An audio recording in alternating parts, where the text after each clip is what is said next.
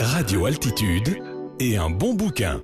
Pour cette chronique littéraire d'aujourd'hui, je me suis rendu à la médiathèque d'Albertville où j'ai rencontré Pétula qui officie à Ugine et qui a décidé de nous parler d'ouvrages pour enfants. C'est normal puisqu'elle est responsable du secteur jeunesse à Ugine. Alors Pétula, bonjour. Bonjour Jean-Marc. Alors aujourd'hui, vous allez nous parler donc d'une série, d'une collection qui s'appelle Lampe de poche. Alors c'est quoi cette collection ? Alors c'est une petite collection en fait qui est éditée chez Grasset Jeunesse et qui a pour ambition en fait d'éclairer les enfants et les parents, tout simplement. Alors peut-être un petit mot pour commencer sur l'auteur et l'illustrateur ? Oui, alors l'auteur c'est Éric Anglebert qui est un docteur. Il a une très grande expérience en fait des enfants et il a décidé de mettre des mots en fait M-O-T-S sur les mots M-A-U-X et les petits bobos des enfants. Ensuite, l'illustratrice, c'est une dame qui travaille depuis bien longtemps dans la littérature de jeunesse.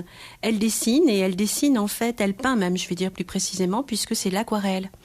Et ce qui est très beau dans ce qu'elle fait, c'est que c'est une aquarelle très sensible, très expressive, très très douce et surtout poétique. Alors c'est parfait pour les enfants, surtout pour traiter des petits bobos de la vie, puisque c'est le titre de cette série. Exactement, c'est une série, donc Les Petits Bobos de la Vie, qui regroupe en fait une quinzaine de tout petits romans très courts, donc très illustrés, très simples à lire, et comme je vous le disais, qui a pour ambition d'essayer de répondre aux difficultés, aux petits bobos que les enfants peuvent avoir dans la vie. Alors bobo, donc c'est les difficultés que peuvent rencontrer les enfants. Est-ce qu'on a quelques exemples des difficultés qui peuvent être abordées ? Tout à fait. On a par exemple un petit roman qui s'appelle « Papa n'est jamais là » et c'est l'histoire en fait d'Elsa qui a un papa qui est très absent, qui travaille beaucoup, qui en souffre terriblement. Et là, ce qui est intéressant, c'est que justement, elle va réussir à pouvoir en parler, à le verbaliser. Un autre exemple ? Oui.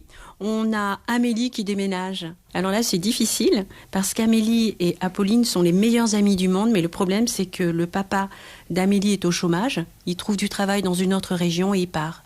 Donc là, c'est la difficulté pour l'enfant de se séparer de sa meilleure amie. Mais, rebondissement, chacune d'entre elles va finalement continuer sa petite vie tout en correspondant.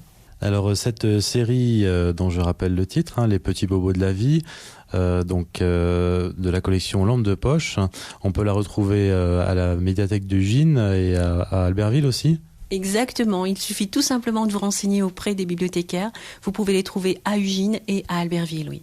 Merci Pétula, à bientôt. Avec plaisir Jean-Marc, à bientôt.